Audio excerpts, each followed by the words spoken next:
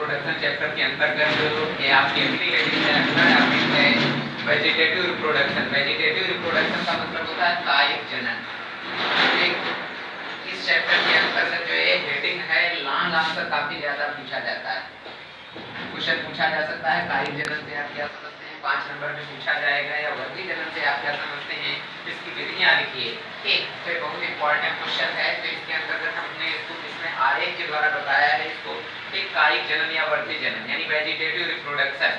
तो जो कायिक जनन होता है, कायिक जनन की डेफिनेशन हम आपको बता रहे हैं। कायिक मतलब होता है कोशिकाओं के द्वारा, कोशिकाएं जो होती हैं, ठीक कोशिकाओं के द्वारा होने वाला जो जनन होता है उसको हम कायिक जनन कहते हैं या वर्गी जनन कहते हैं। फिर से एक बार सुन लो, कोशिकाओं के द्वारा होने वाला जनन कायिक जनन कहलाता है, इसे वर्गी जनन भी कहते हैं।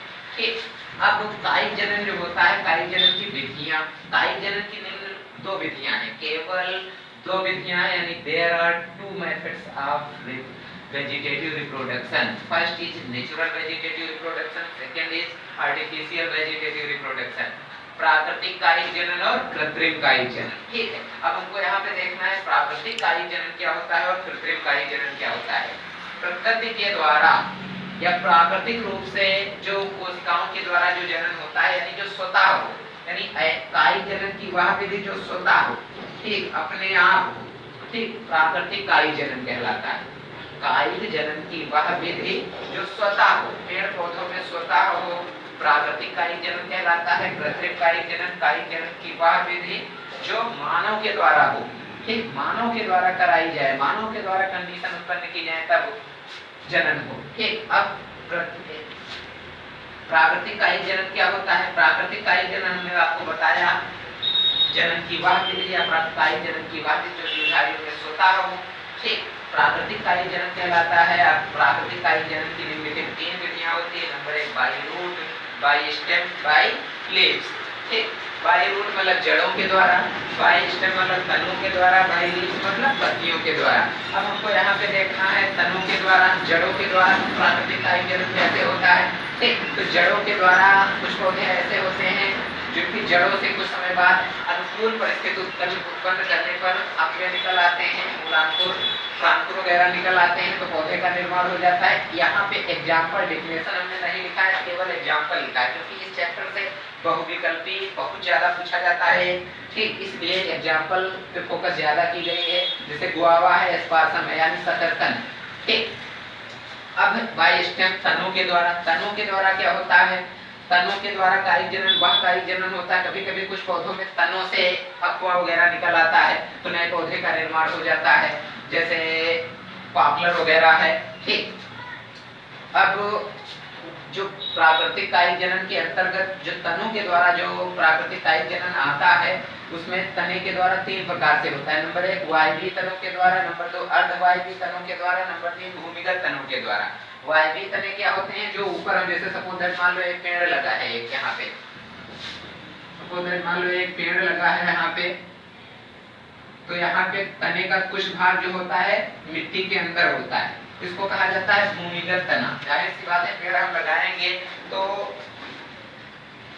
1-8 फुट जो होता है तना भूमि के अंदर होता है, इसको कहा जाता है भूमिगत तना। ठीक, और कुछ जो होता है हल्का फुल्का, हल्का मिट्टी पाई जाती है, हल्का वायु में होता है, उसको कहा जाता है अर्धवायु। यानी तने का वह भाग जो मिट्टी के भीतर हो भूमिगत तना कहलाता है। तने का वह भाग जो भूमि और मिट्टी के बीच में हो, मध्य में हो, अर्धवायु यानी वहां पे वायु आज पूर्ण रूप से ना पहुंचे।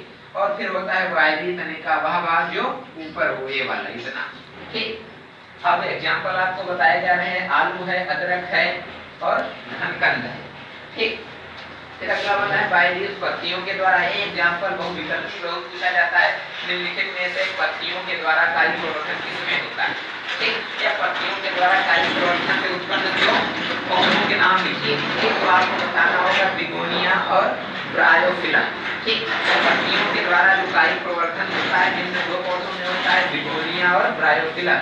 अब बात करनी है इसको आर्टिफिशियल रिप्रोडक्शन। आर्टिफिशियल रिप्रोडक्शन क्या होता है, हमको यहाँ पे देखना है। ठीक, कृत्रिम कायिक प्रवर्धन। ठीक, कृत्रिम का मतलब जानते हो जो मानव के द्वारा उत्पन्न किया जाए कृत्रिम कायिक प्रवर्धन कहलाता है। नंबर 1 दाब लगाना, बंद लगाना, कलम लगाना, बूटी लगाना।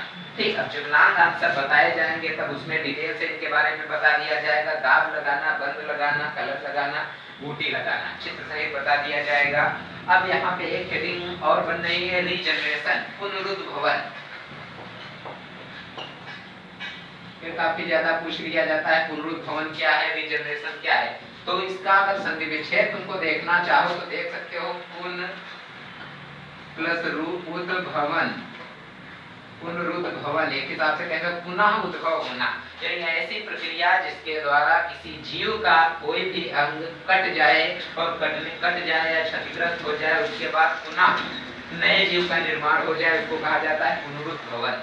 यानी ऐसी प्रक्रिया जिसके द्वारा किसी जीव का कोई भी अंग कट जाए या क्षतिग्रस्त हो जाए, उसके बाद पुनः कुछ समय बाद वही मतलब अंग विकसित हो जाए। जैसे छिपकली है, छिपकली की पूंछ कट जाती है, उसके बाद कुछ समय बाद नई पूंछ निकल आती है, ठीक, तो इसको कहा जाता है